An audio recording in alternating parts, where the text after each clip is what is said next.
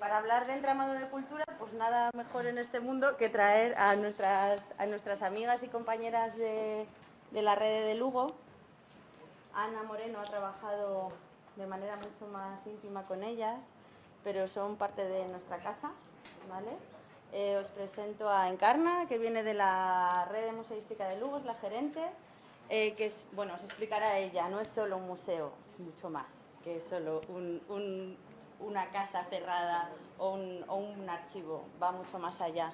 A Cristina, que viene de Kogami, ¿vale? Y a Ana, que viene de Ceipas Gándaras, o sea que es una buena trenza, además qué bonita, ¿no? La palabra trenza, es una buena trenza. Y nada, pues es el primer día, son las personas que dan inicio a este bloque de arte para todas las personas. Así que nada, esperemos que lo disfrutéis. Ana, ¿algo más que añadir? No. Bueno, buenos días, bon día, Egunon. Estamos encantadas de estar hoy aquí y de veniros a presentar nuestro proyecto, que es una forma de vida. Una forma de vida, venir de la tierra del minifundio a hablar de proyectos donde lo importante son las personas y la forma de trabajar de una forma colaborativa.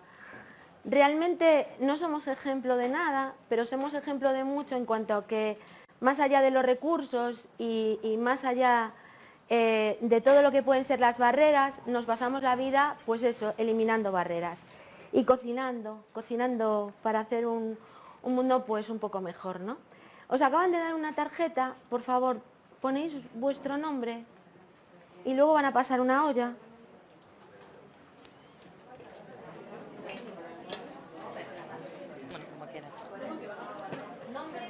Sí, vuestro nombre.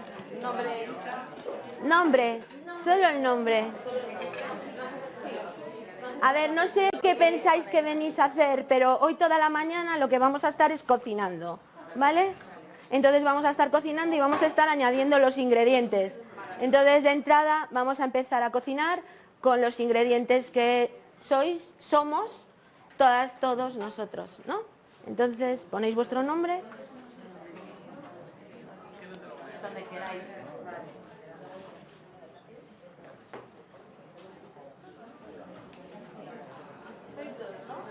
Sí, no quites nada.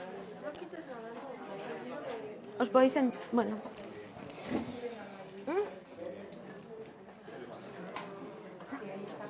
No se ve. No se ve. Bueno. Tienen el papelito. Ya me voy. Ya me dejo. Chao, chao.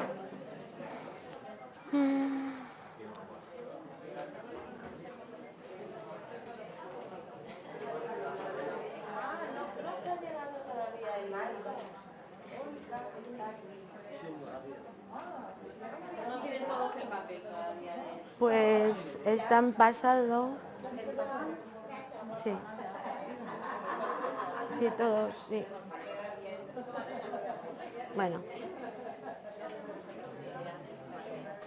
Bueno, mientras estáis cubriendo vuestro nombre y incorporándolo a la olla, lo que decíamos que lo que venimos a hablar es de personas, ¿vale?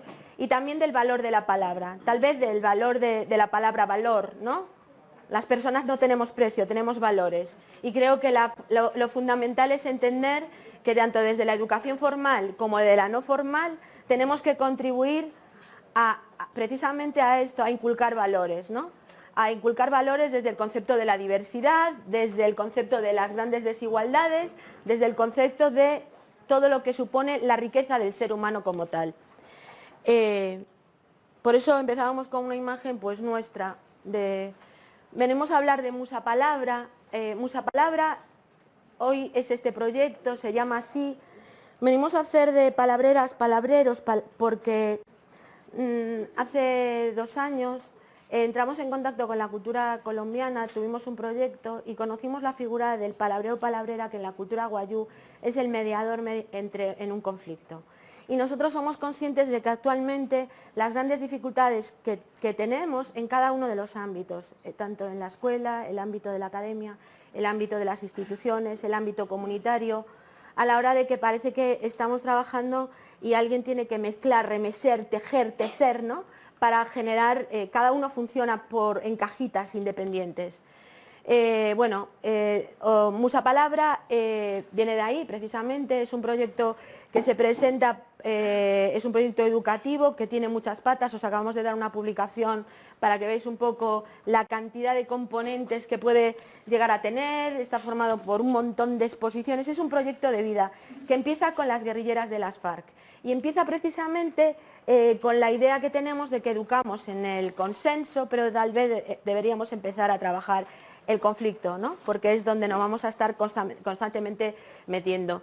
En esta infografía tenemos las tres partes de las que yo os voy a hoy hablar. Por una parte, el museo mediador, el trabajo en red y el oficio de palabreros. El oficio de palabreros que en cualquiera de las, estemos en la escuela, estemos en la familia, estemos en las asociaciones, estemos en el museo, tenemos que trabajar precisamente por ese trabajo donde la educación va a ser el vínculo, el canal que va a generar esa transformación social que pedimos. Nosotras estamos representando aquí, por una parte museos, por otra parte escuela y por otra parte asociaciones.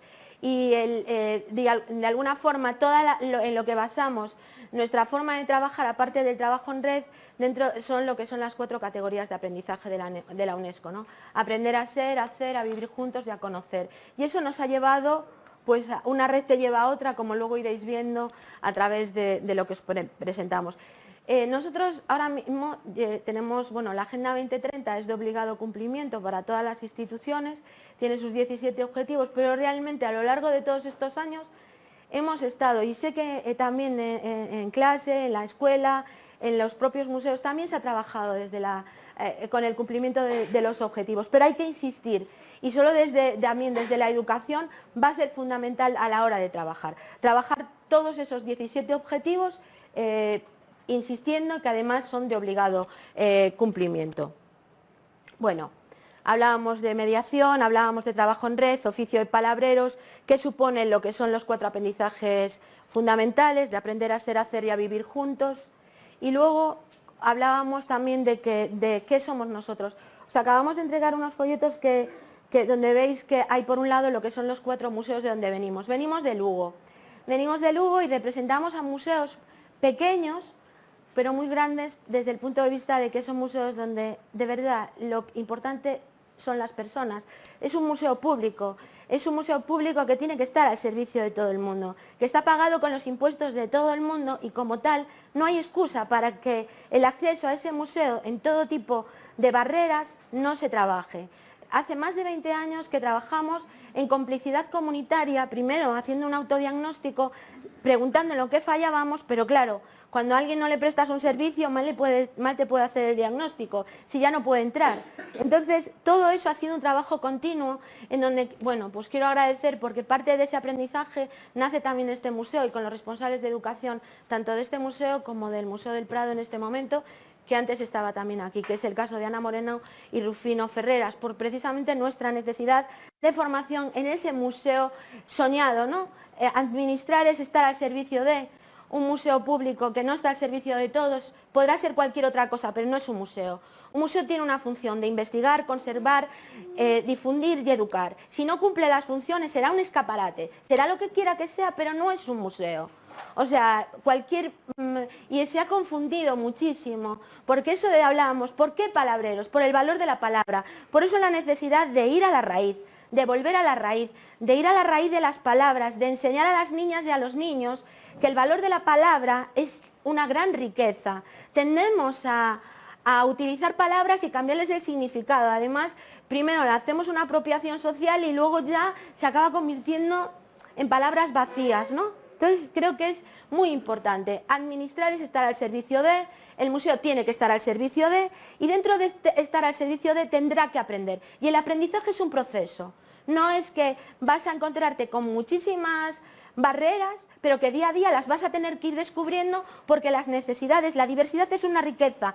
Cada persona tiene una necesidad. No hay estándares, es decir, solamente la intención del concepto de alteridad como buen profesional, ¿no? Teniendo la ética, que es un valor individual, la técnica, que es esa formación que día a día, por eso os felicito de verdad, que en pleno verano estéis aquí demuestra que de verdad vuestras alumnas y alumnos son muy afortunados, ¿vale? Porque el aprendizaje es continuo, no es que te saques el carnet de conducir y que no toques el coche, es que por mucho que toques el coche, si no lo tocas poco, vas a tener que estar constantemente renovando ese aprendizaje. Bien, estábamos hablando de personas, estábamos hablando de identidad, estábamos hablando de afecto, de relaciones y diversidad. En los ámbitos en los que nos movemos, tanto escuela como museo, como asociaciones, tenemos el arma mayor y maravillosa que puede tener el ser humano, que es el afecto. No hay nada más revolucionario que el afecto para llegar a la formación y para llegar a cumplir los objetivos que queremos realmente.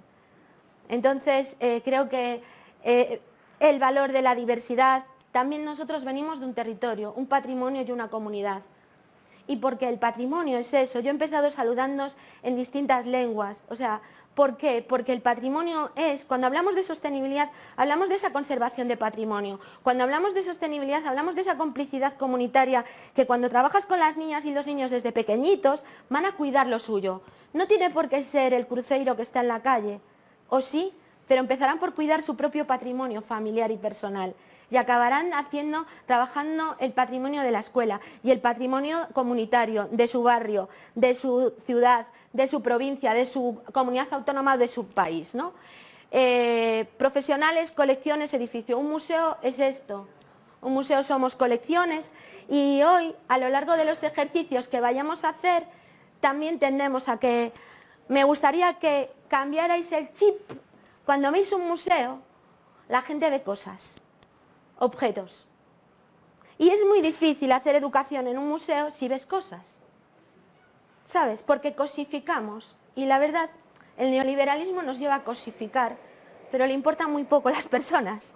Y nosotros estamos hablando de educación para el bienestar de las personas, ¿vale? Entonces no podemos cosificar. Cuando veamos un objeto de un museo, pensemos que vemos un sujeto. Es un testimonio humano. Y es un testimonio humano que el valor que tiene es que está al servicio de otro humano. Si no, no tiene ningún valor.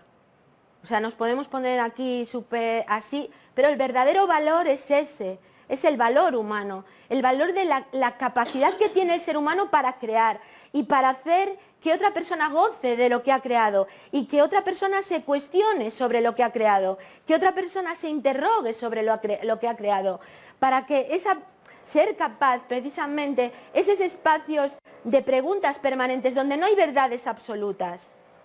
No hay verdades absolutas. La necesidad de trabajar con las niñas y los niños en el museo precisamente que no hay verdades absolutas. Y por mucho que vean una información en una cartela con unas técnicas, un autor, lo que tenemos que es inducir a por qué está ahí, cómo llegó, vino, no. Es decir, ese espíritu, ese sentido crítico de la institución. Museos, escuela, asociaciones, ecosistema. Nosotros como red museística decíamos, tenemos un museo que es el Museo de Lugo, que es el típico museo provincial que nace en el año 1932, tenemos colecciones de etnografía, arqueología, bueno, son 6.000 metros de museo, bellas artes, y luego a medida que en el año 69 un profesor con 34 niños acuerda crear un museo, lo acuerda crear con la Diputación lo deja de la mano de Dios y se van incorporando otros 2 museos, pero claro, de la misma forma que durante muchos años proliferaban, no, cada pueblo quiere tener un museo, pero cree que tener una colección visitable o un objeto o un bien de interés puede ser un museo, pero un museo tiene que tener unas infraestructuras, tiene que tener un departamento de investigación, tiene que tener conservación, tiene que tener investigadores, tiene que tener educadoras y educadores, o sea, entonces, ¿qué pasa? Que nosotros desde la responsabilidad de que nos hacen cargar, nos dicen, ahora te haces cargo de este, ahora de este, proponemos a la Diputación que se crea una red, con lo cual el museo grande presta los servicios a los museos pequeños y es el primer ecosistema. Justo ya tenemos, con el mismo dinero que tiene el museo grande, se utiliza para el resto. Bien. La educación forma parte de la esencia de la red museística. Y cuando hablo de que forma parte de la esencia, es que cuando nace el museo en el año 1931, nace por iniciativa de un grupo de intelectuales lucenses, ya dice que el museo nace con un carácter eminentemente educativo. Es decir, todo lo que nosotras hoy vamos a compartir con vosotros va a ser precisamente hablar de cómo la educación es la que transforma nuestra institución, cómo cambia el chip de nuestra institución. ¿Qué es para vosotros un museo?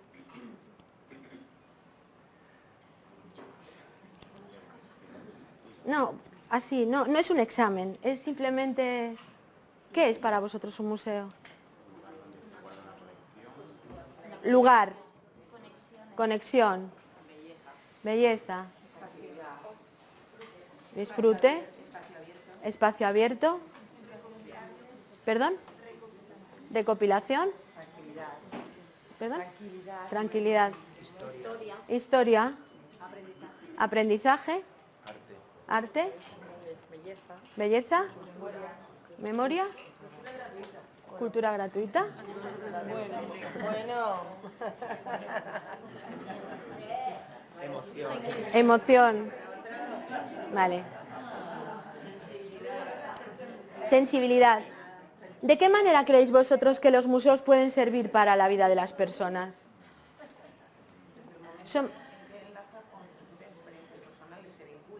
Desde el momento en que... Bien. Bien.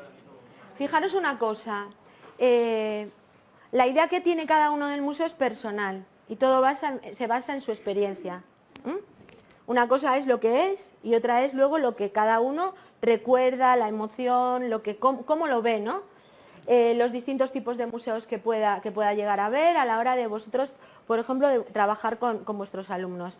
En un museo hay un edificio, hay unas colecciones y hay una comunidad, ¿vale? Que es el entorno. Normalmente suele haber un edificio, no, hay museos que están al aire libre, que no tienen edificios. Pero bueno, normalmente suele haber esto. Y luego hay cuando veis que pone somos yo, tú, ellas, nosotros, nosotres en red, cuando vosotros vais al museo, ¿en algún momento os sentís yo? ¿Os sentís reflejados en el...? Sí. Si ves algo con lo que te identifica, habrá veces que sí y otras no en todos los museos, ¿no? Unas veces os veréis. Bien, bueno, pues nosotros en la red de museos siempre lo que trabajamos es de las realidades del yo, que es mucho más yo, cuando tiene un tú, cuando tiene un nosotras, cuando puede ser capaz de trabajar en red. Y en el ámbito educativo es fundamental. Y entonces los museos que se preocupan por las personas, parece que cuando lo estás diciendo hasta suena como a demagogia. Es que preocuparse por las personas es conocerlas, es dialogar, es saber qué es lo que necesitan, qué es lo que quieren, ¿no? Es poner los medios. Bien. Y somos museos palabreros, somos muralla. Venimos de una ciudad donde hay una muralla romana, una ciudad que os invitamos a conocer, y somos museos unidos resignificando el más allá. El valor de la palabra. Era que empezarais a analizar la palabra, pero esto lo voy a dejar para luego, para el taller. Vale. Cohesión social. Vamos a ver, el concepto de diversidad. El hecho de que un museo sea inclusivo no es un regalo. Ahora cada vez que lo estamos viendo, es una obligación, lo marca la ley. Vale, y nosotros tenemos aquí ya un documento de 1961 donde la UNESCO ya manda una circular a nuestro museo pidiéndonos que fuéramos inclusivos. Es decir, todos los museos que no están cumpliendo la ley, si fuera un negocio privado posiblemente estarían cerrados. Vale, tienen la obligación de hacerlo. Esta es, pues con tomates, la idea de cómo está el mundo, ¿no? Y era un poco para arrancaros una sonrisa. Luego, cuando hablamos de sostenibilidad, bien, hoy que estamos, museo sostenible, porque hoy también venimos a hablar de sostenibilidad, este es un proyecto sostenible. ¿Qué es para vosotros la sostenibilidad? ¿Perdón? Permanencia en el tiempo.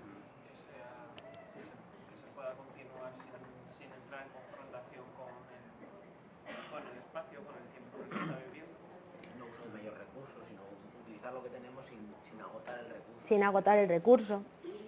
Equilibrio. Autogestión. Fijaros, la sostenibilidad en el museo tiene 3 dimensiones. La social, la económica y la medioambiental. Antes os acabo de contar cómo con menos recursos gestionamos un museo, como 4 museos con los recursos de 1, haciendo que los departamentos científicos presten los servicios a los museos más pequeños. En la escuela también, en el museo, esa es la dimensión económica, el reutilizar las 7 R's, ¿no? Ser capaz de trasladar a las niñas y a los niños precisamente esos principios. Ese principio de ahorro que no es de lo cutre, es simplemente una filosofía. Bien, 3 dimensiones he dicho de la sostenibilidad, la social, la económica y la medioambiental. La social es de lo que hablábamos, es decir, las 4 grandes desigualdades, género, discapacidad, etnia y clase, trabajar con ellas, ¿vale? Y ahí tenemos los objetivos. Lo hemos estado haciendo. Y luego la medioambiental. ¿Por qué? Porque si cuidas, y de todo de lo que estamos hablando es de cuidar a las personas. Es decir, cuidar el hábitat en el que vives, cuidar desde el punto de vista a la hora de satisfacer nuestras necesidades. Bien.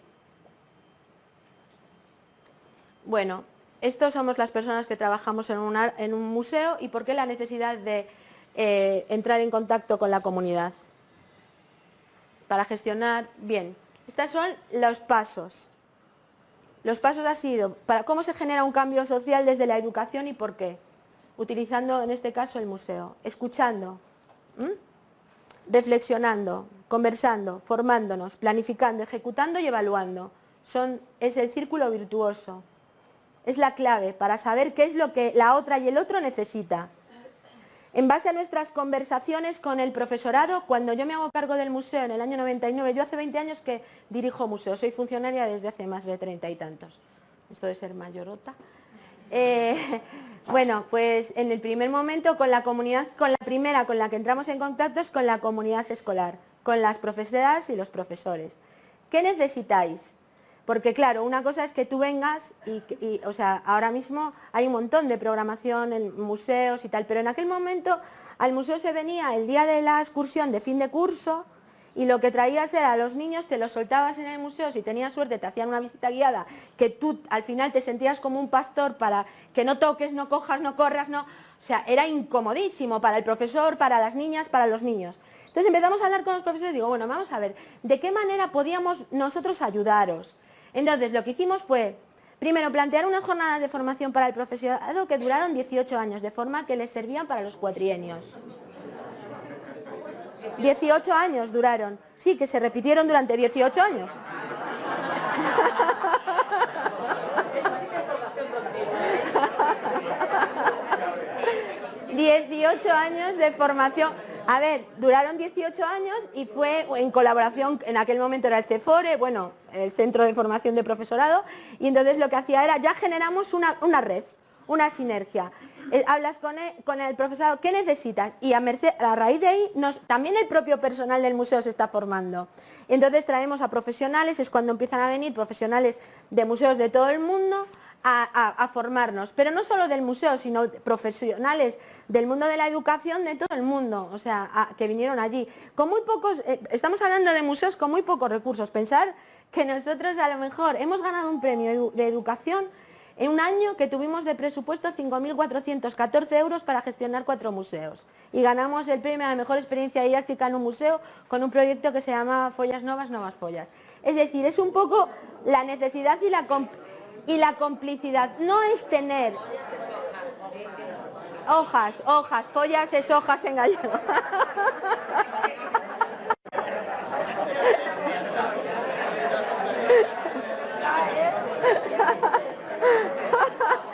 ¡Qué mente!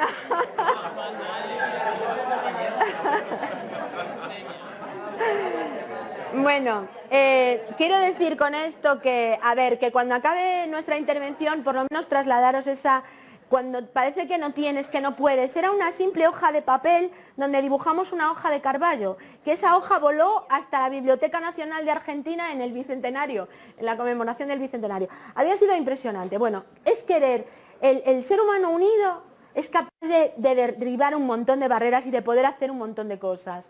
Pero para eso tenemos que estar juntas y juntos. Bueno, esas acciones formativas con el profesorado, aparte de las acciones, dio lugar a una programación compartida. Es muy importante que el museo pierda el miedo, toda institución y cualquiera debería perder el miedo a, digamos, a la autoridad, a la pérdida de la autoridad, lo que es la autoridad compartida desde el punto de vista de la institución. Me pagan por dirigir museo, pero yo no dirijo. Lo que hago es que escucho, reflexiono, converso y planifico de acuerdo al interés común de los objetivos que quiero conseguir, que queremos conseguir como modelo institucional. Bien, en el caso del profesorado llevó a que preparáramos una programación maravillosa, bueno, digo maravillosa porque al ser hecha por mucha gente es maravillosa, independientemente de los errores que puedas cometer, donde se preparaban la visita, teníamos una serie de acciones, primero que se hacían de preparar la visita en el aula antes de venir, luego se mandaba un material para que se pudiera preparar, luego cuando venían eran atendidos directamente por el personal de didáctica, por el propio personal que había preparado la actividad.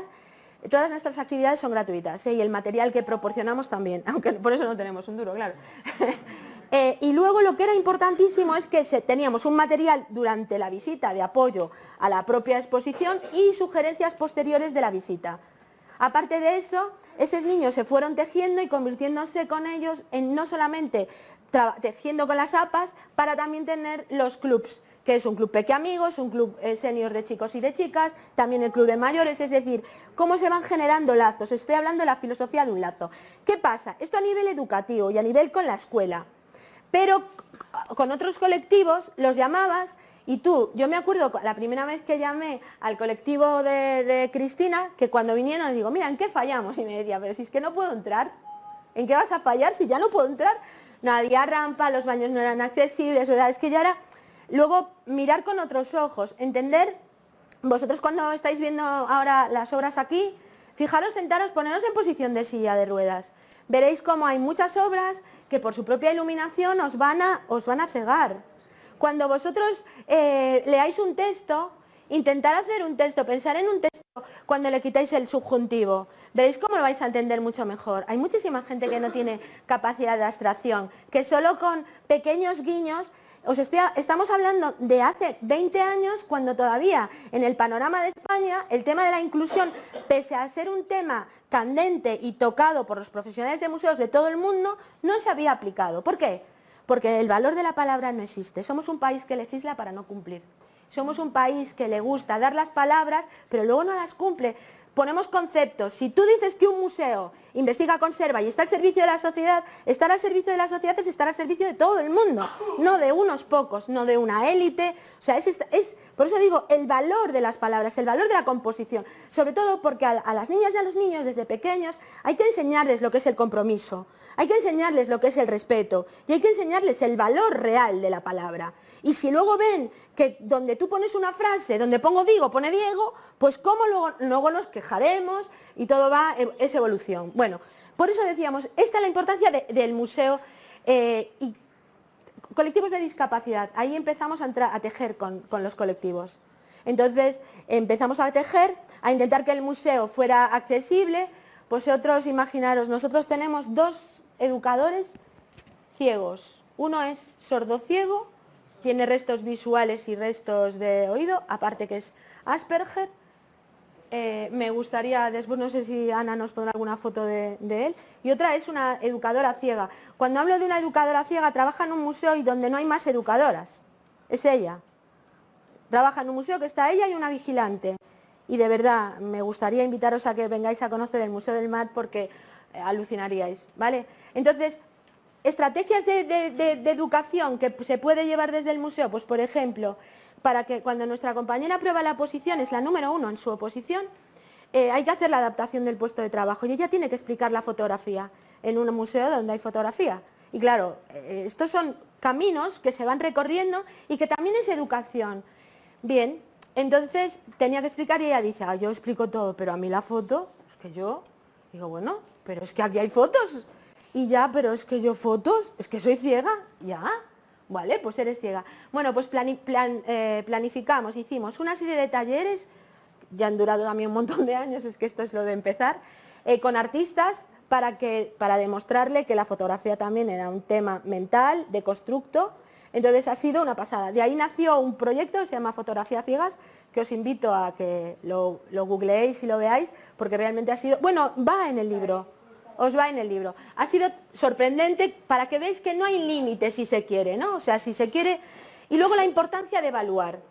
La voluntad no llega, vosotros lo sabéis, podéis pensar que estáis haciendo un gran trabajo, pero luego en la evaluación vamos a saber si realmente esa niña y ese niño, si esto está yendo o no, ¿no? Si está funcionando o no.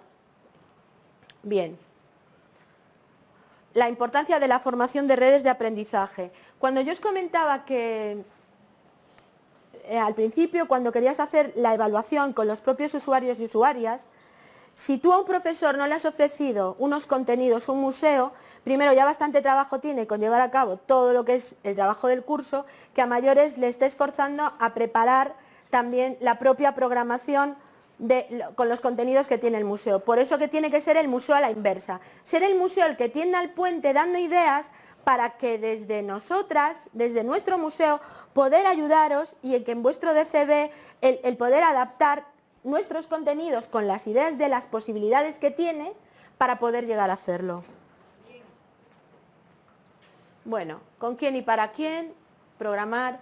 Esto es el mapa relacionar. Cuando empezábamos decíamos que empezamos con los profesores, luego fueron ya la comunidad de artistas, fueron las organizaciones, o sea, todo para saber la evaluación final de qué es lo que hemos conseguido dándole a cada colectivo lo que necesitaba en función de lo que nos ha pedido. 11 universidades europeas dirigidas por la de Heidelberg han analizado los distintos proyectos y programas y han considerado que hemos conseguido una innovación territorial en Lugo. Bueno, raíz, educación, cultura, cultivo. Son palabras que os regalamos para que tienen que ver con, bueno, aprender a programar, proponer, participar, volvemos otra vez, la misma pregunta. En 1932 nos hacíamos la pregunta y hoy estamos igual. Bien, los 17 objetivos del Museo Sostenible y de la ODS, de lo que son los objetivos que coinciden, volvemos a insistir que son de obligado cumplimiento.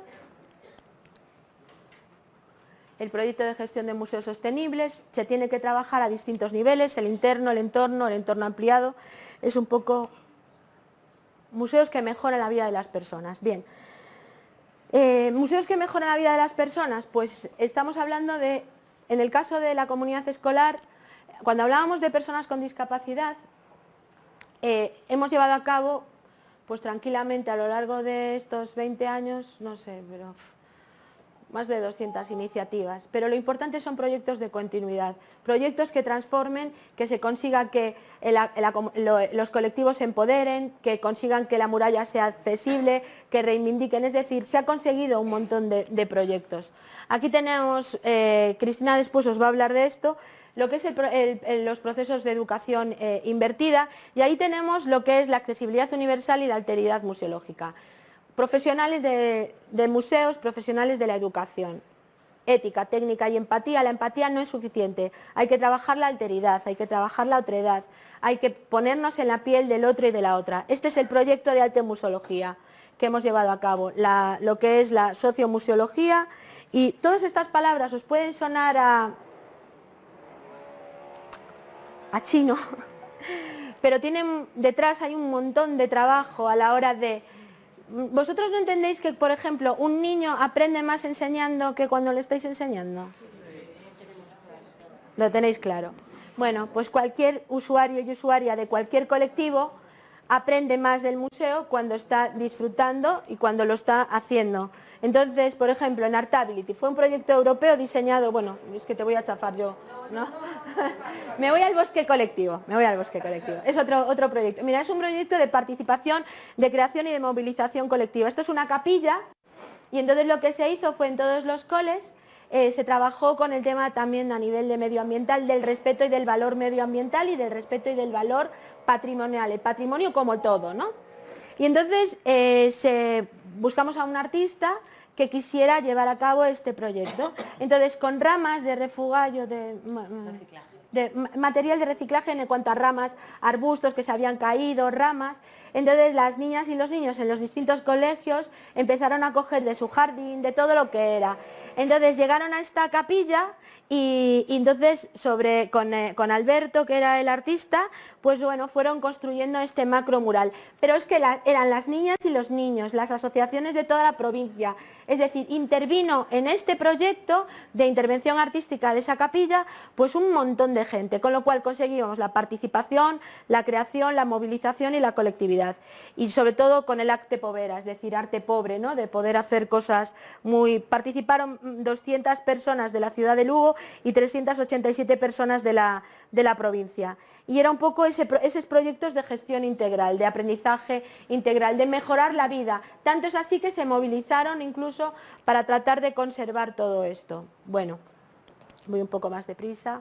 Musa Palabra, museos, estamos, Musa Palabra, Musa, creación, museos mediadores, el oficio del palabrero. La museología que no sirve para la vida no sirve para nada. Este es Mario Chagas. Mario Chagas es el presidente de Minom. ¿Cómo vamos de tiempo? A las 11:30 es el descanso, son las 10:20. Vale, no, bien. Mario Chagas es el presidente del Minom. Bueno, dentro de la UNESCO, después de la Segunda Guerra Mundial, surge ICON, que es el órgano colegiado que aglutina a todos los museos. ¿Vale? Es el que tanto tenemos el código deontológico, pero es el que marca la definición de museo. Bueno, pues un grupo de personas dentro de ICON, el ICON nace precisamente para proteger los objetos, ¿vale? Ante la Segunda Guerra Mundial y toda la desaparición de los objetos patrimoniales. ¿Qué ocurre? Que llega un momento que, lo que yo os comentaba al principio, la importancia de la humanización, la importancia de ver el objeto como sujeto. Entonces surge una corriente que se llama el Minom, que es el Movimiento por una Nueva Museología, y Mario Chagas es actualmente el presidente de esa nueva museología. Y él ahí nos habla pues precisamente de eso, de la importancia, bueno, el ecosistema. Lo que os estaba comentando, que de lo que venimos a hablar puede parecer que es algo relativamente actual, el interés por la inclusión, la accesibilidad, la igualdad en los museos.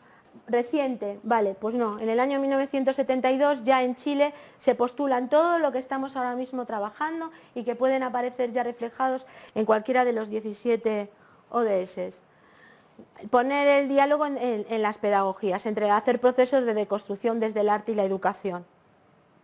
Bueno, tejiendo red desde el museo, desde el pensamiento complejo, desde el constructivismo y desde el construccionismo. Se trata de herramientas que vamos a utilizar desde el punto de vista educativo para que os puedan ayudar también a vosotros y a nosotros en ese museo de educación. Bueno, vamos a ver.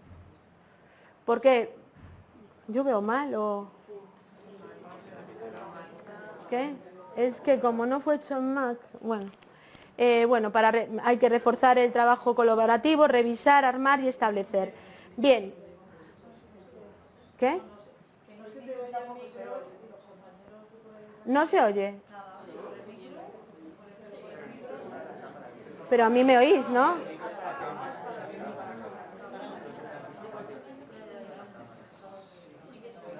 Sí, ¿no? Vale. Bueno. Reforzar, revisar, armar y establecer. Bien, el proyecto Musa Palabra en el que estamos, vamos a pasar ya a una parte práctica, vamos a ir y venir. Le voy a pasar a Ana, vamos a pasar la parte de la escuela ahora mismo, ¿vale? Bueno, yo me llamo Ana, soy profesora de un colegio de infantil y primaria. Estamos en una zona, en Lugo, una zona de la periferia, un barrio de viviendas sociales. El alumnado que nosotros tenemos en nuestro centro es alumnado que viene también de zona rural. Estamos en una zona que es un barrio, pero muy cerca de una zona rural grande. Hay niños que llegan transportados en transporte escolar de 1 hora, casi 1 hora. Vienen procedentes de granjas, muchos son inmigrantes, que sus padres trabajan en granjas en las cercanías. Tenemos alumnado inmigrante, también de minorías étnicas, pero en general el contexto socioeconómico de nuestro colegio es de un nivel bajo. A excepción de una urbanización de casas bien que hay también en la zona, Eso es lo que hace que suba un poquito el nivel, pero en nuestro colegio, nuestro alumnado no es un alumnado que vaya con sus padres de viaje, ni que visite museos, ni que tenga una oportunidad cultural como puede tener a lo mejor el alumnado que vive en otras zonas de la ciudad de Lugo. Y con este tipo de alumnado que no tiene acceso a la cultura, quisimos hacer desde la biblioteca, que es el eje vertebrador de todas las actividades que se desarrollan en el centro a lo largo del año, cuando comienza el curso elegimos un proyecto y con ese proyecto dinamizamos todas las actividades extraescolares, las actividades complementarias, todo lo hacemos con ese eje común. Entonces hace 2 años hicimos el proyecto, la mascota de nuestra biblioteca se llama Eulín y el proyecto se llamaba Eulín de viaje por el mundo. Y cada curso eligió un país para desarrollar. Entonces, primero hizo Rusia, segundo Italia, otros cursos pues China, Brasil, bueno, diferentes países. E infantil decidieron trabajar juntos Egipto. Los que sois de infantil, pues ya sabéis que Egipto es un tema para desarrollar muy bien. La verdad es que los niños aprenden, se saben todo de Egipto, se saben todo, bueno, cosas increíbles, ¿no? Como aprenden de Egipto. Y cuando estábamos haciendo, siempre queríamos traer a nuestro centro personas que tuvieran que ver con el país, para dar una charla, comida del país, y eso nos resultó bastante fácil en la mayoría de los países, porque siempre podemos tener personas que son de ese lugar, pero Egipto, porque es el antiguo Egipto, no era muy fácil traer a nadie egipcio, traer un faraón. Queríamos que viniera algo al colegio. Entonces nos ocurrió ponernos en contacto con el Museo Provincial para ver si ellos podían darnos alguna idea de cómo podíamos trabajar esto. Y allí conectamos con Encarna, y Encarna, bueno, ya movilizó al museo y a Media Humanidad, a todos sus museos y a Media Humanidad. Entonces de repente llega un día con el arqueólogo del museo para construir una pirámide, llegó con un egipcio, con un traductor, llegó con Cleopatra, y entonces aquí tenemos a los niños de infantil. Este es el traductor, ahí veis a Cleopatra. Él es el arqueólogo del museo, Enrique Alcorta, y pues les presentó a los niños de infantil, les habló un poquito en árabe, les habló de Egipto, dónde estaba, les hizo preguntas que ellos ya sabían, el alfabeto. Alcorta también le habló de la construcción de las pirámides, y una cosa muy interesante, lo paso rápido porque es que trajeron una momia y los niños la embalsamaron, fueron poco a poco con papel higiénico, ya veis a los niños embalsamando la momia, y después con unas cajas que también trajeron, hicieron una pirámide, enterraron la momia y construyeron la pirámide. Esos niños estaban impresionados porque realmente ellos vivenciaron lo que era un enterramiento funerario de la época egipcia, hacer una pirámide, y todos estuvieron tan felices de poder participar en esta actividad. Y aquí, bueno, pues tenemos a Encarna con los niños y profes, y fue una actividad muy bonita. La verdad, bueno, también hicimos un fotocall donde teníamos un egipcio y una egipcia, y aquí el arqueólogo de egipcio. Una cosa, porque esta es el inicio, ¿vale? Tal como está comentando. Pensar una cosa, la importancia del compromiso institucional. A nivel de jerarquía, las dos personas, desde el punto de vista de jerarquía institucional, yo soy la gerente de los 4 museos, pero él es el responsable de arqueología de la red de museos, y es el arqueólogo que más excavaciones ha dirigido en la ciudad de Lugo. De hecho, la mayor parte de las excavaciones de la muralla de Lugo han sido dirigidas por él. Con lo cual, a los niños también la importancia de saber lo importantes que para nosotros eran tanto el hecho de llevar o sea, el compromiso real de estar allí, no dando un taller por darlo, ¿no? Sino implicándonos con todas las demás. Entonces, Encarna nos propone, nos dice que este proyecto se puede conectar con lo que están haciendo en el museo, que era trabajar culturas en diálogo. Y nos da la oportunidad de llevar todo lo que nuestros alumnos hicieron de ese proyecto de EULIM, de Viaje por el Mundo, y llevamos todo al museo, y allí, a ver, ¿dónde lo...? Ocupando el espacio, un espacio que es público, que es de todas, que los niños van a ver que es suyo.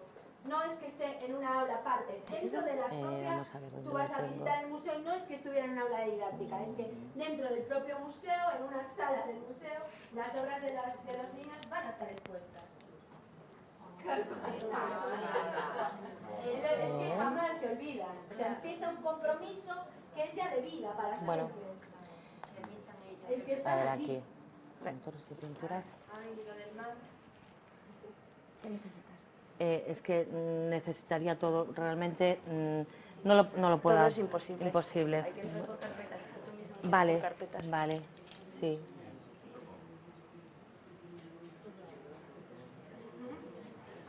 Bueno, vale, pues eso está bien, está bien. Está bien. Y entonces hay que solucionarlo todo. Bueno. Siento que tengamos no haberlo presentado un PowerPoint. Entonces, bueno, ¿os imagináis lo que es para unos niños que ven el museo como algo tan alejado de exponer en el museo?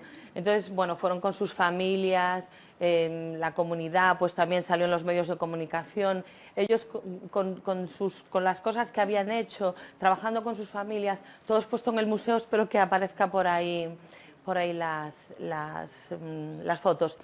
Entonces, a partir de esa vinculación con el museo, decidimos que nuestra programación iba a contar con el museo, que ya íbamos a programar no solamente íbamos a aprovecharnos de los recursos que podía ofrecer el museo, sino que era intencional. Queríamos hacer una programación en donde el museo y el colegio pudieran ser red, ¿no? Estar juntos. Y ya dentro incluso de nuestro equipo de biblioteca pusimos a Encarna Lago, porque ella nos proveía de recursos y de tantas cosas. Entonces este es un proyecto para el Día de la Paz que está dentro de esa actividad que es palabreros de mediadores, los niños como mediadores de la paz. Hicimos un proyecto en el museo. Aquí, si quieres, di tú de qué se trataba esto. Bueno, todo este proyecto nace con las guerrilleras de las FARC. Nos pusimos a hacer un proyecto a raíz del abandono de las armas, entonces empezamos a hacer un proyecto con el Museo de la Tertulia de la Paz, de la Tertulia de Colombia. Y luego de ese proyecto a la parte educativa era un poco el hecho del trabajo, fue trabajar tanto las palabras, regalar palabras cariñosas, era conocer la realidad de los espacios de conflicto con los propios niños, conocer todos los sentidos del valor de la palabra paz, y a partir de ahí con distintas artistas fueron trabajando, hicieron instalaciones, tanto en botellitas, donde iban metiendo las palabras, como la construcción de los avioncitos que acabáis de ver, y era un poco hacer una instalación artística y luego formar parte también con alumnos de magisterio que vinieron también a generar una red con ellos. Entonces los niños pequeños le enseñaban a los mayores a los pequeños, y la construcción de toda la instalación la hicieron juntos. Y aquí está el vídeo para que veáis. Un resumen.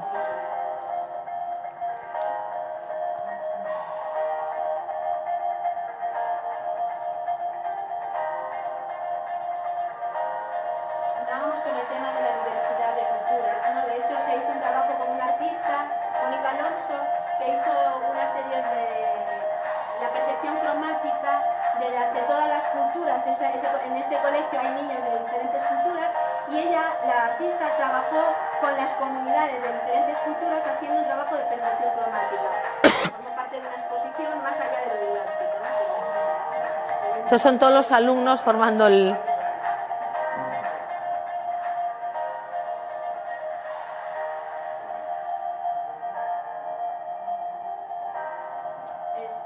todo el espacio del hombre y de mujer y bueno, las mujeres vinculadas al...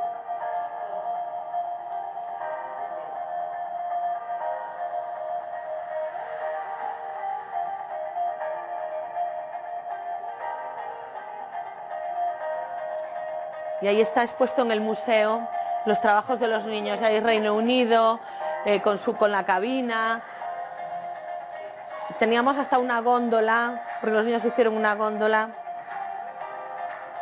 Esto ya es con otros proyectos que Con van otros. creciendo. También trabajaron de Roy, con todos sus proyectos, todos sus trabajos. Cada trabajo que hacían los niños se exponía en el museo. Aquí en un proyecto de pop art.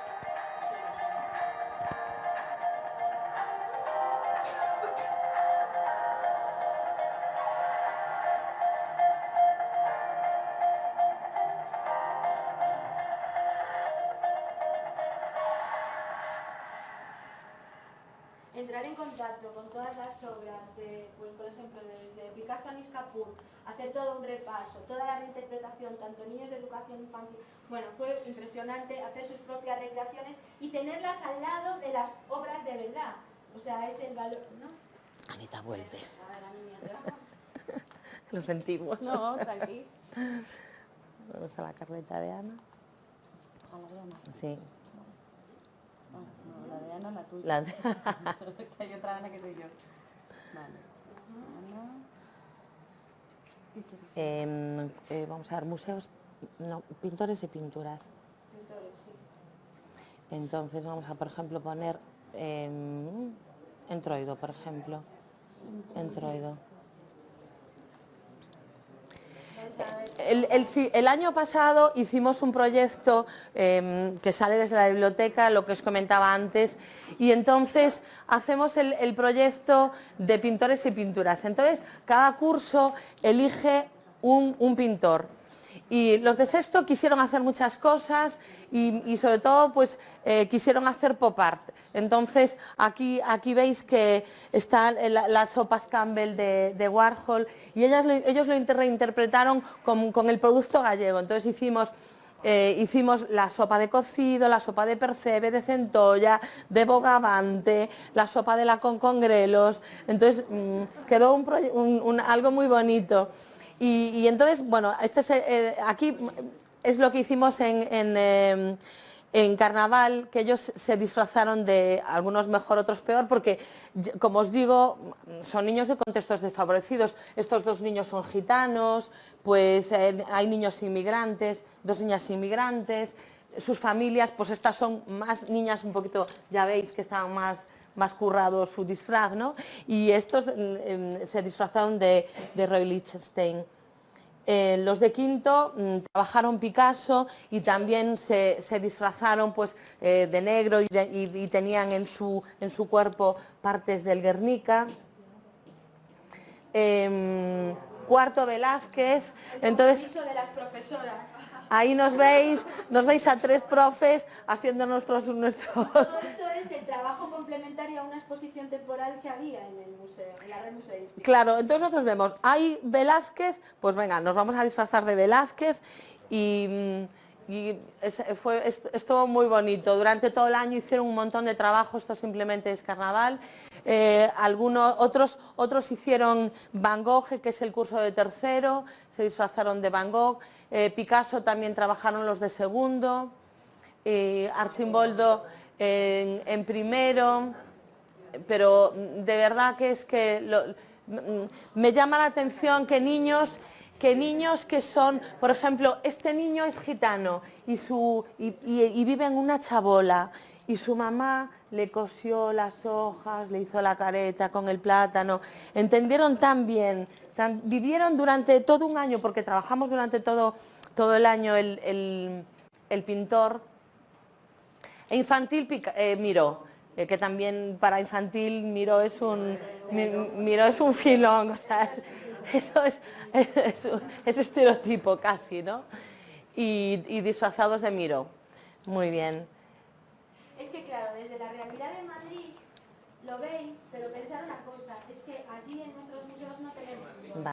Entonces ahora, por ejemplo, el taller de Guernica. Taller Guernica. ¿Cómo? Es que si os trasladáis a nuestro contexto, estamos hablando que le estamos acercando al arte de una manera que es que además es tan familiar la forma en que luego lo van a ver y lo sienten tan suyo, que es que por mucho que ellos digan, no hay palabras para expresar todo esto tan grande.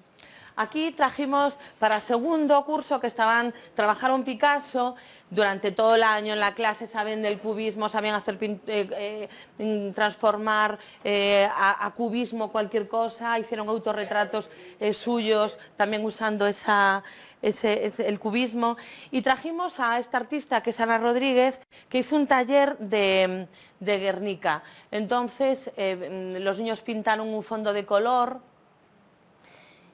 y recortaron todos los elementos, se dibujó en papel continuo todos los elementos del Guernica, los recortaron y luego ellos lo fueron componiendo como quisieron, cada uno lo pegaba como quería en el suelo y quedó un trabajo precioso. Este taller también lo hicimos nosotros en nuestro centro, porque a través de la red conocimos al artista y entonces también lo hicimos. En lo que hablábamos, que una red te lleva a otra red y te lleva a otra red, ¿no? Entonces es el proceso. A ver. Se entrecruzan de una forma... Y quedó, así lo iban pegando en el suelo. Y surge también porque la vieron, mis usuarios lo vieron en el museo y dijeron, nos gusta eso. Y Ana se prestó y dijo, pues vamos a hacer. Entonces fueron aprendiendo, sabían qué significaba cada parte y lo colocaron como ellos querían y quedó un trabajo muy bonito, muy vistoso. Y después lo llevamos al museo, quedó expuesto en el museo también, porque ya os digo, cada cosa que hacemos acaba en el museo. Bueno, no hay mucho espacio. Tenemos poco espacio, no tenemos espacio de almacén, pero sí que siempre buscas Sí, ahí es que buscar lo de hueco, seleccionar como que no. donde poder meter y entonces vamos alternando, pero sí. Otro taller muy interesante que hicimos fue un taller para hacer esculturas, como hizo Judith Scott, que fue una artista, escultora, síndrome de Down y sordomuda en Estados Unidos, que bueno, hacía escultura, es arte en estado puro, sin contaminación de ningún tipo, porque ella vivía en un mundo del silencio y además siendo síndrome de Down y viviendo institucionalizada durante 30 años, y ella hacía esculturas pues haciendo nudos y con lanas, dando vueltas a las cosas. Entonces los niños también aprendieron cómo se puede hacer arte de esta manera. Este fue un taller también precioso del año pasado. Muy bien.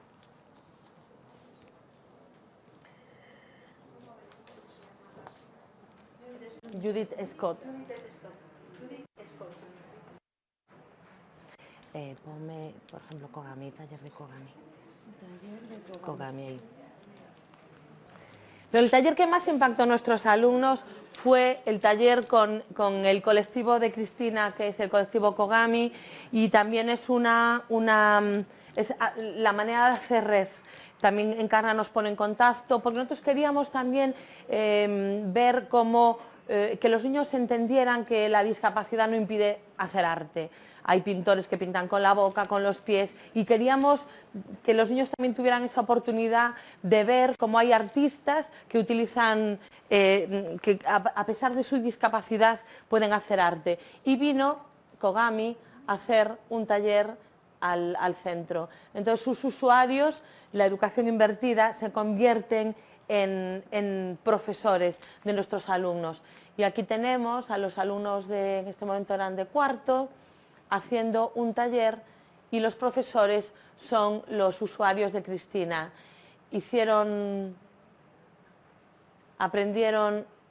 ellos eran sus profesores, los tutores, los que guiaban su trabajo. Y Juan, que es un usuario de Kogami, que pinta con el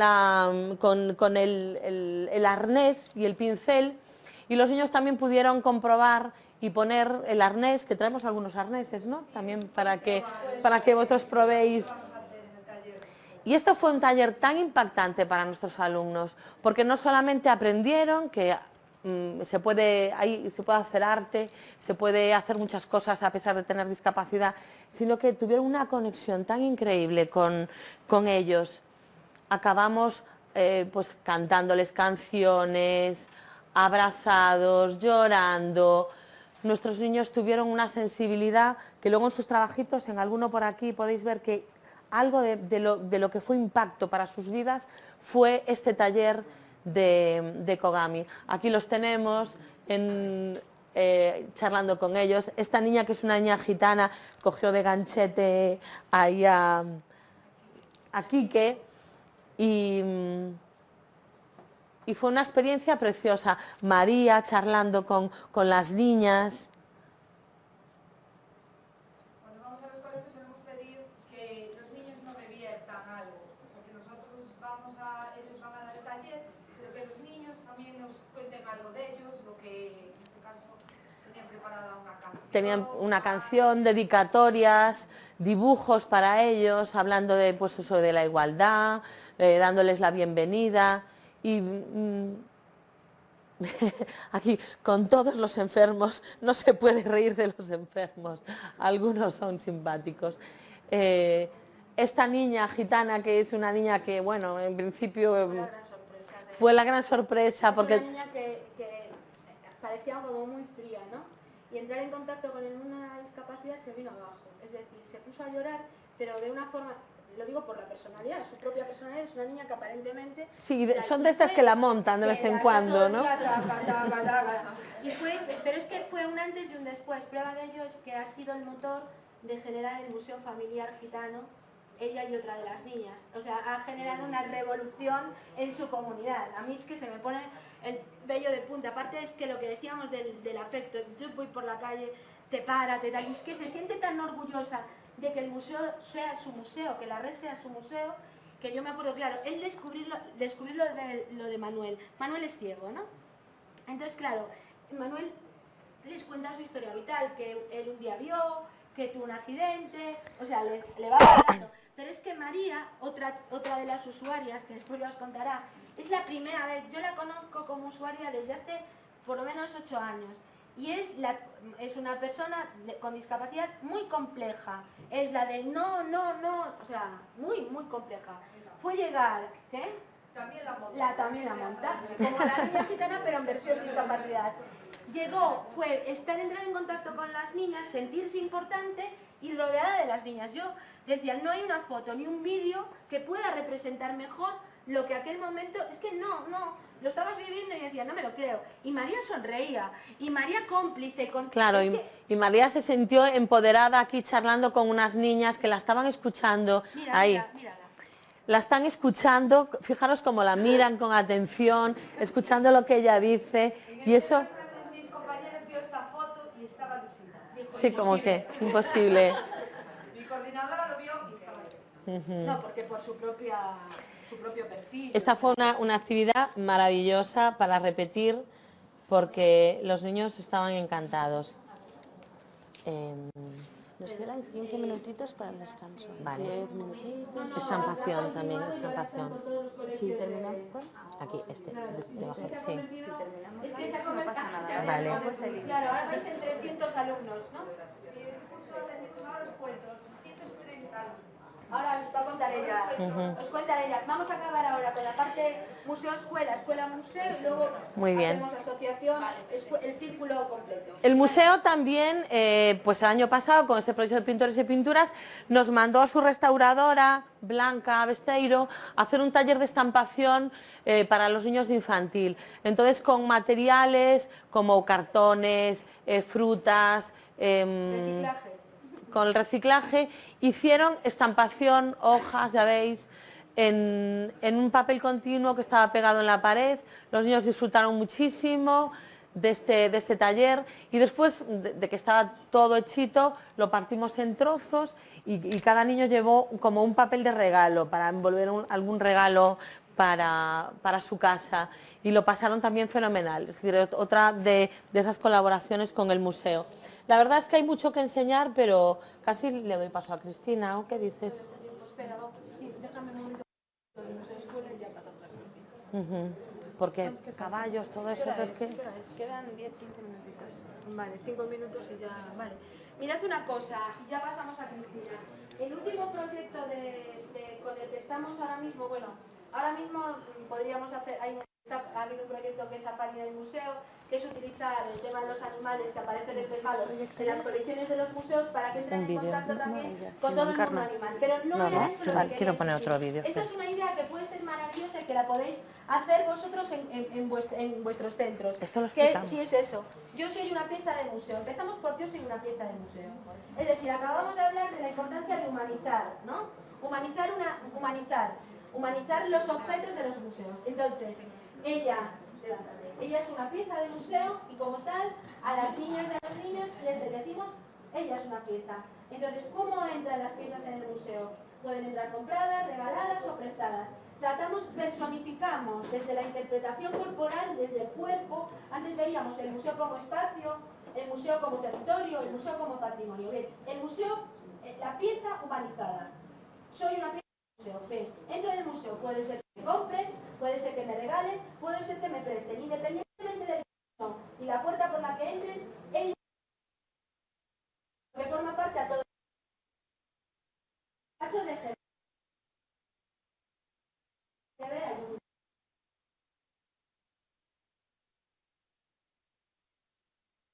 no vale para hacer el museo y dentro de 2000 años el mismo zapato va a tener interés. Todas esas cosas haciéndole muchísimas preguntas, muchas preguntas que luego ellos mismos se contesten y a su vez les generen más preguntas. Entonces llegan en catalogación, se miden, se pesan, se le hacen las descripciones, morena, lleva gafas, no sé qué. ¿Te duele algo? ¿Tienes alguna enfermedad? ¿Has sido operada de algo? Ven, va a restauración. Pasa a ser normalmente...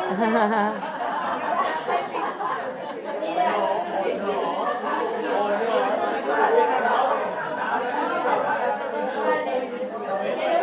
un juego muy bonito porque normalmente cogemos un folio grande y ponemos una pieza, que suele ser un reloj, a veces, la mayor parte de las veces cogemos un reloj, le pones un reloj por delante que le falta una aguja. Y entonces al reloj, qué tipo de reloj es, y entonces empiezas a trabajar también el valor de la palabra y los significados. ¿Qué es un reloj? Daros cuenta vosotros que sois jóvenes, pero ya taludos. Y que os cuesta taludos. Jóvenes concretos. Eso, ¿no? De todos. Bueno, lo que nos gusta realmente poner significado, o sea, lo concreto, concretar qué es algo.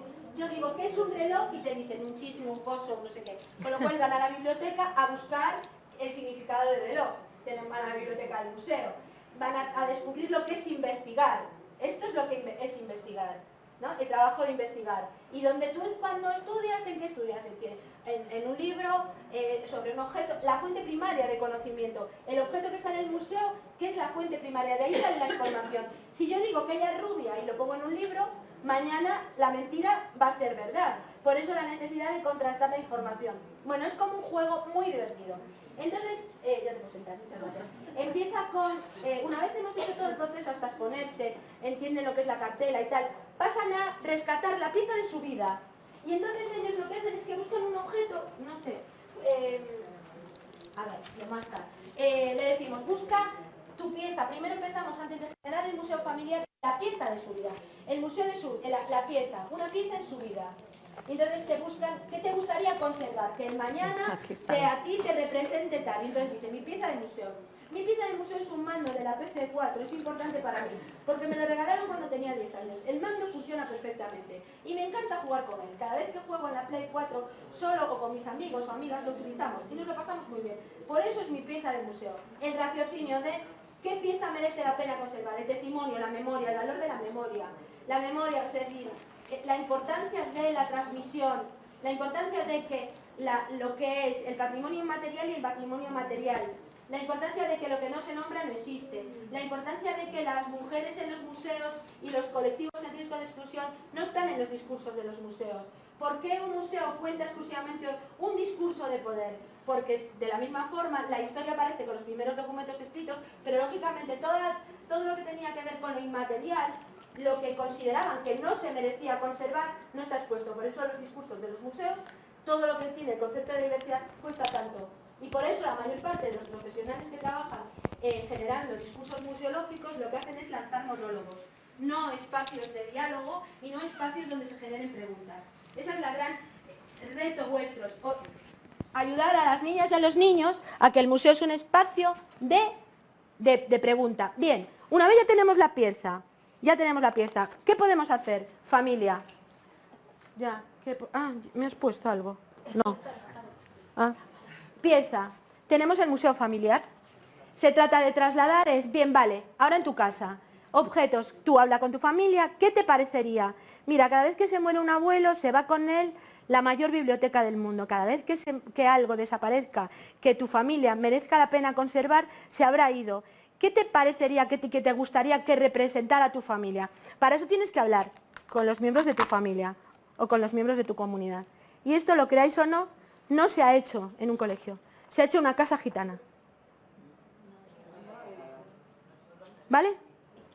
Es decir, es pasar del museo pieza al museo personal, es pasar del museo institución a la verdad del museo. Esto es un museo, lo demás, ¿sabes? Luego los podréis ver, o sea, os lo dejamos aquí para que los veáis, porque coge tú que ya sí, yo, ¿sabes? Sí, o sea, para que veáis, o sea, cómo, o sea, es que es impresionante, o sea, los veis, ¿sabes?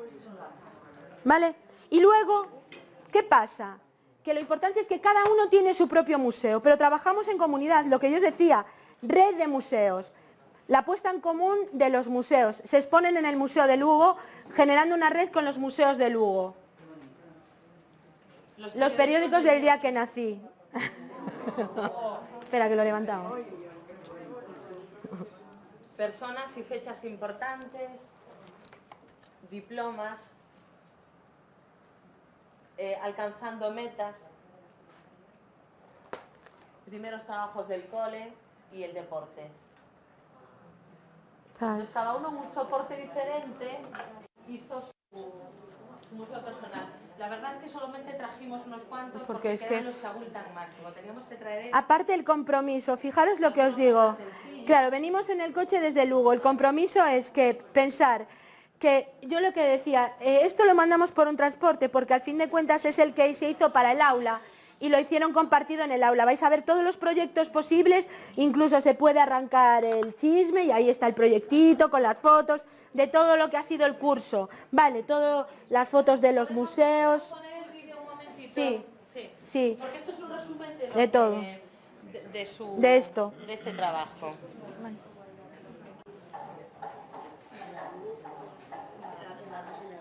Le enseñó antes la técnica del lazo. Claro, claro.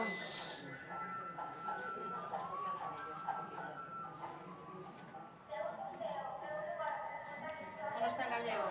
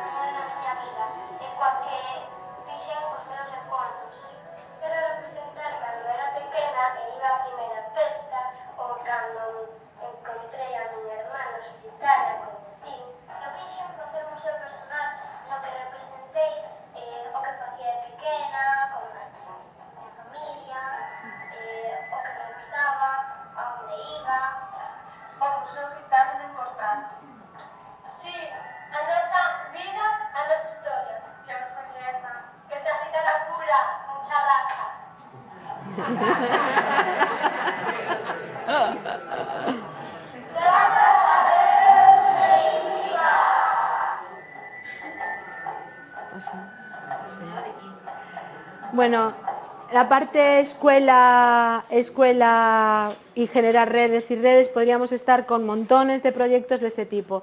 Pero imaginaros, esto es el verdadero museo, el museo de las personas, ¿vale? Y siguiendo con el museo de las personas y lo que es la educación invertida, Chris de Kogami. ¿Qué? ¿Vamos? Vale. Sí. ¿Vamos? Ya. Mirad, bueno, yo soy Cristina Alonso, soy educadora social y trabajo en un centro para personas con discapacidad física. Yo no sé, yo fui al curso el año pasado, cuando se hizo en Coruña, y entonces ahí sí que se habló de alguna experiencia en la que de los colegios habían salido centros de mayores, por ejemplo. No sé si os hablaron, porque creo que los ponentes eran más o menos los mismos, pero no había nadie del centro de mayores. O que fueran a un colegio, unos niños pequeños iban con los mayores y hacían ellos de monitores de pequeños infantiles. Pero no había esa profesora de conexión con los mayores. Venía la de los pequeños. Entonces, bueno, pues yo soy esa conexión. O sea, como si el aula se juntara con otro colectivo y yo vengo a representar esa... Perdona. Yo vengo a representar. Bueno, Kogami es la Confederación Galega de Personas con Discapacidad. Voy rápido, ¿vale? Es la organización más grande que hay que trabaja con personas con discapacidad en Galicia, solamente en Galicia. Vale, tenemos centros en casi todas las provincias y tenemos muchos usuarios porque se trabajan temas de empleo. Trabajamos sobre todo con personas con discapacidad física. Vale, aunque ya sabéis que las personas que estamos hoy hablando muchas veces no tenemos una sola discapacidad, sino que tenemos varias, ¿no? Entonces, para ir rapidiño, pues se trabaja temas de empleo, sobre todo, de orientación para el empleo. Tenemos empresas también, centros especiales de empleo, en el que se contratan a personas con discapacidad preferentemente. Y después tenemos también la parte social, que ahí es en donde estoy yo inserta. Trabajo en el centro de día de Kogami en Lugo. Bueno, yo soy la monitora de artísticas y de lectoescritura. Vale, bueno, nuestro taller de artística sería otro tema aparte, ¿vale? Porque allí hacemos muchas cosas y en lectoescritura también, que ahora lo acabamos de juntar además a este proyecto. Entonces, yo os quiero contar la experiencia que tenemos porque yo tengo la idea de que no podemos estar metidos en el centro. No, porque si no, no nos relacionamos, con lo de fuera. Encima estamos allí en una zona de Lugo en el que estamos 3 centros juntos. El colegio que tiene a los niños, que debería ser un colegio ordinario, pero al que van los niños que tienen más discapacidad, otro centro también con discapacidad y nosotros. Entonces estamos, como digo yo, en el Triángulo de las Bermudas. Y eso no puede ser. Bueno, con el museo llevamos trabajado infinito, o sea, muchísimo, durante mucho tiempo. Está ahí, si queréis ver, los 2 proyectos europeos que llevamos a cabo. Ahora lo vamos a ver en el vídeo, o sea que yo es para poneros un poco en situación. contaros que la semana pasada hicimos una obra de teatro, que esta camiseta es el vestuario de la obra de teatro y está hecha en el taller de artísticas, y bueno, es un poco como mis usuarios no pueden estar aquí, pues es un poco para que los represente, ¿vale? Porque los vais a ver en las fotos. Entonces, por ejemplo, contaros que hace 20 días estuvimos en el museo haciendo la obra de teatro. Este año elegimos el museo para hacerla. Y la semana pasada fuimos al museo de visita. Y hubo una usuaria que, atravesando la sala donde hicimos la obra de teatro, dijo: hace una semana estábamos aquí riéndonos que esto, vamos, sin parar. Otra usuaria, el día que llegó la obra de teatro, llegó y dijo: ya estoy en el museo otra vez. ¿Sabéis? O sea que la referencia del museo para nuestros usuarios es muy importante. Desde la creación de la obra artísticas, que tiene mucho que ver con esos proyectos europeos, ¿vale? En el que las exposiciones finales se hicieron en el museo, bueno, lo vamos a ver ahora todo aquí, hasta, bueno, pues ahora estamos haciendo visitas a pequeñas salas, ¿vale? Tenemos mucho que ver con ellos. Encarna ya os contó que no podíamos entrar en el museo, no podía entrar, las personas con movilidad reducida no podían entrar en el museo. Encarna construyeron una rampa ilegal, porque Patrimonio no dejaba construir, y al final Patrimonio... A las 3 de la mañana. Es que el gobierno de... Nocturnidad. No se ponían de acuerdo. Nosotros teníamos una dependencia política. Quien tenía que dar el permiso era otra. Entonces, un día, a las 2 de la mañana, un día 2 de diciembre, pues la pusimos y que nos la quitaran. Estuvo 7 años, pero luego ahora ya la tenemos bien hecha de piedra y tal. Pero 14 metros de madera en pleno centro de Lugo de rampa, pero se consiguió entrar. O sea, un aplauso por eso.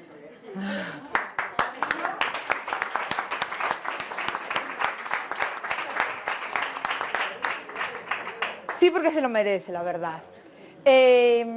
Bueno, vamos a ver el vídeo y os voy explicando según vamos viendo el vídeo cosas, ¿vale?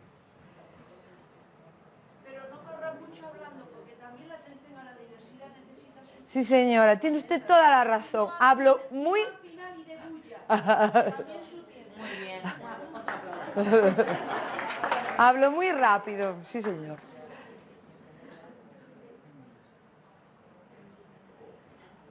¿Esto cómo va? Yo es que no sé, aquí... Allá va, allá va.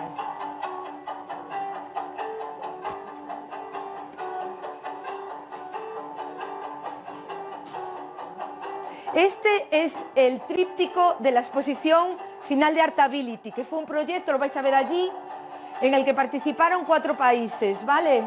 Y esta fue la inauguración de la exposición final.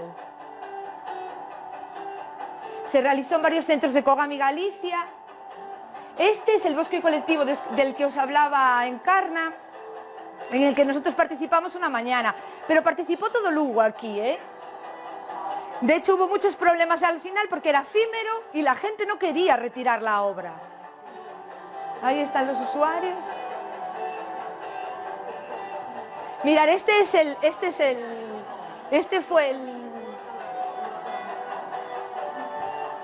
son mis usuarios trabajando en el aula, ¿vale? Esta obra estuvo expuesta en el museo y había alguno que decía: Dios, es que verla en el museo fue, cuando la hicimos no, pero verla en el museo fue como especial, ¿no? Mirad, este es Juan, que podéis probar después los punteros, ¿vale? Porque en el colegio trabajamos con ellos.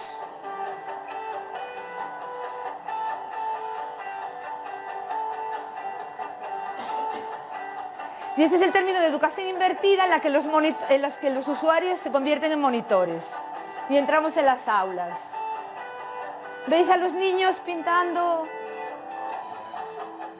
Esto es en las Gándaras, este fue el primer taller que dimos.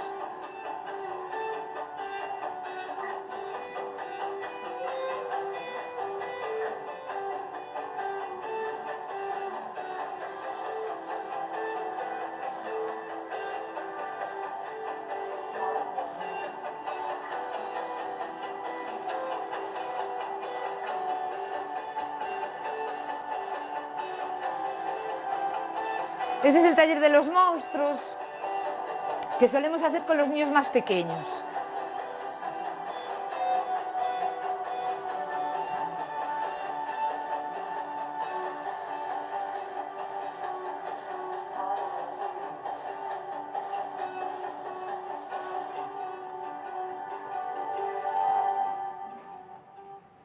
Bueno, esto es el año pasado, pero este año ya hubo muchas cosas más, ¿vale? Porque vamos a la biblioteca una vez a la semana y las técnicos de las bibliotecas... tenemos a personas en prácticas de un máster de dirección de actividades de naturaleza que suelen ser maestras y maestros y nos asesoran con los talleres. También cuando vemos que no funcionan bien o que son para niños muy pequeños, porque claro, yo trabajo en educación no formal y encima trabajo con adultos. Entonces les pedimos, por eso os digo que las lanas van saliendo para muchos sitios, les pedimos que nos asesoren, cómo mejorar. Entonces, pues les vamos a contar un cuento. Este año estuvimos contando el cuento antes de hacer el monstruo, un cuento de monstruos con los niños. Le pedimos a una técnico de la biblioteca que nos buscara cuentos de monstruos para los niños, con lo cual la cosa cada vez va creciendo. Buscamos la asesoría vuestra de los profesores y sobre todo nos interesa mucho de los futuros profesores, ¿vale? Porque el tema de inclusión en las escuelas ya sé que es un tema muy espinoso y voy a meter ahí una cuña mía personal. Creo que lo no formal y lo formal vamos a tener que juntarnos en esto, me da la impresión, ¿vale? Por la formación, por un montón de cosas que vosotros ya sabéis. Yo vivo bastante la vida escolar, como madre de la escuela y la vida del profesorado. Entonces porque sé que nosotros entramos en las aulas y a veces no podemos entrar porque no hay rampa. Hay un colegio en Friol este año que la directora dijo que antes de que ella se jubile, que se va a jubilar para el curso que viene, va a poner la rampa, porque hubo un usuario que se cayó bajando por la que tenían. Vale, entonces, bueno, ayudamos a que los colegios sean más inclusivos, porque los niños van a llegar a las aulas, antes o después. El caso es, ya lo sé, el caso es que hay que formarse, hay que tener, tiene que haber profesionales formados y en cantidad suficiente, ¿vale? Pero estas entradas en las aulas sí que sirven para que eso pueda empezar a moverse, ¿vale? Como veis, las actividades artísticas son una excusa al final. Llega Alejandro en su silla de ruedas y se pone a contarles un cuento y los niños están preguntando, ¿y cómo la manejas? ¿Y cómo haces? ¿Y eso que llevas colgado y para qué sirve? Es una excusa al final, ¿vale? ¿Qué cosas nos pasaron este año? Aparte de eso, por ejemplo, en algunos colegios trabajamos con primaria, con infantil, hecho este año, trabajamos con 330 alumnos, con todo infantil a la vez, con 3 aulas de infantil a la vez. Situamos a los usuarios, los dividimos y trabajan en las 3 aulas, ¿vale? Y con un curso de primaria también. Y bueno, las aulas, pues como todas las aulas, unas son más sencillas, otras son más complicadas. Muchas veces el profesorado es el primero que queda impactado, ¿no? Y hay gente que le gusta y también tuvimos algún que otro profesora que no le gustó la actividad, ¿no? Eso también es cierto en las evaluaciones, pero bueno, son las menos. Vamos a ver cómo salgo de aquí rápidamente. Ya se acaban. Este año, por ejemplo, ¿qué os puedo contar? Estuvimos participando en un congreso en el museo y entonces, como era en Lugo, yo les dije a los usuarios, ¿queréis participar y mirar? Estuvimos explicando la actividad a los niños de las Gándaras y uno de mis usuarios, y esta es una compañera de Kogami de otro, para que veáis que al final todo se va juntando, de una asociación de mujeres con discapacidad, ¿vale? Para lograr los derechos de las mujeres con discapacidad. Y ahí estuvimos todos en una mesa explicando a más público la actividad. Una cosa, es importante dar voz. O sea, es importante, yo por ejemplo, yo represento a un Y ahora museo, ya la este última, es un museo vale. de museos, lo normal es, o sea, para lo que los demás ven como normal, es que Sí. sea alguien de museo el que esté dando una conferencia. Y ya está, vale. En este caso, el dar voz a las personas que forman parte del proyecto contigo. Entonces, no solamente estaban, los niños fueron ponentes en un congreso internacional que gana un premio de Ibermuseos, o sea, y están ahí explicando qué han hecho a lo largo de los 2 años del proceso.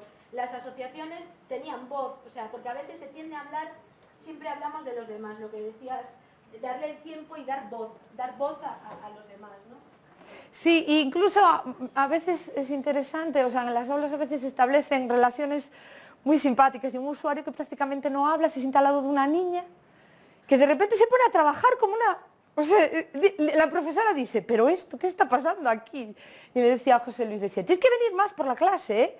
Porque yo no sé, yo no me recuerdo cómo se llamaba la niña, se dan sinergias muy, muy interesantes. Bueno, este es un póster que presentamos una de las técnicos, Ángeles, que os habló antes, la trabajadora que generó lo de fotografía a cegas, y presentamos a Ángeles y yo con este proyecto en los colegios. Bueno, hace un poco una descripción. Bueno, nos dieron un premio, Musaccess nos dio un premio, voy a leer la chuleta, de buenas prácticas en museos y centros de arte, ¿vale? A iniciativas pioneras, porque realmente esto nace gracias al museo y gracias a las redes que se generan, ¿no?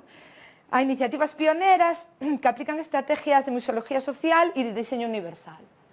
Entonces, bueno, es un poco, porque tenemos poco tiempo, es un poco lo que se me ocurre contaros. A segunda hora vamos a hacer un taller y nuestro taller es un poco loco, ¿vale? Un poco creativo, que al final se vuelve esto un poco tal. Y quería contaros el tema de los punteros, porque quedó el año pasado sin contar y creo que es interesante.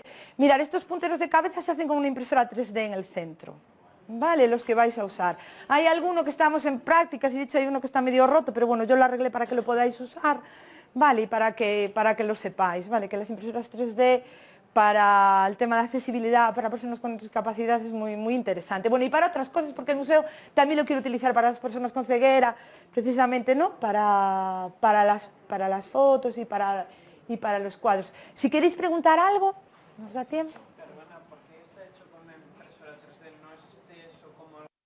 No, no lo existe, no existe, no existe. Existen unos punteros para los ordenadores, pero están desapareciendo porque se empieza a utilizar la vista. Entonces están desapareciendo. Y después eran unos cascos muy grandes y se está intentando evitar el uso de cascos, de... En mi cole han venido y han estado enseñándonos, yo creo que era como con casco. Era casco. Es que se está intentando evitar, las terapeutas de mi centro están intentando evitar cascos y cosas que sean muy... Juan, si veis allí, tiene una estructura de casco, porque esto es ya hace 5 años así, cuando empecé a trabajar con él. Vale.